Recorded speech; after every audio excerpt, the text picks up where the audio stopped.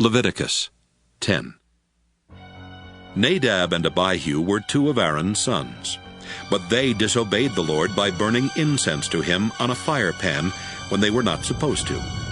Suddenly the Lord sent fiery flames and burned them to death. Then Moses told Aaron that this was exactly what the Lord had meant when he said, I demand respect from my priests, and I will be praised by everyone.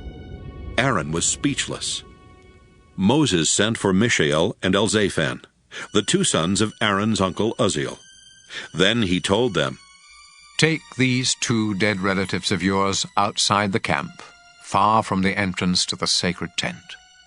So they dragged the dead men away by their clothes.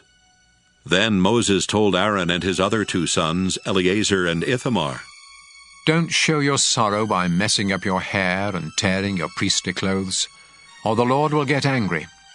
He will kill the three of you and punish everyone else.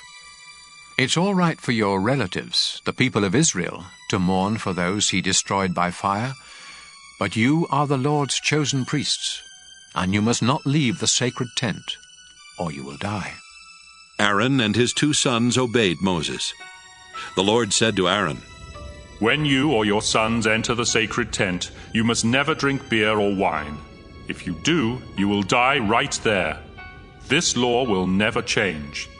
You must learn the difference between what is holy and what isn't holy, and between the clean and the unclean. You must also teach the people of Israel everything that I commanded Moses to say to them.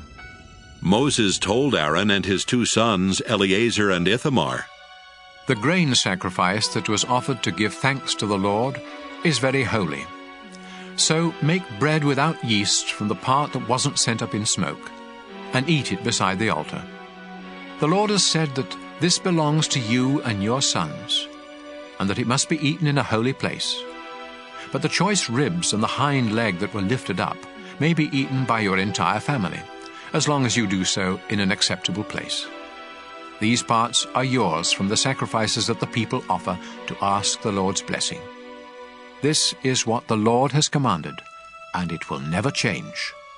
When Moses asked around and learned that the ram for the sin sacrifice had already been burned on the altar, he became angry with Eleazar and Ithamar and said, Why didn't you eat the meat from this sacrifice in an acceptable place?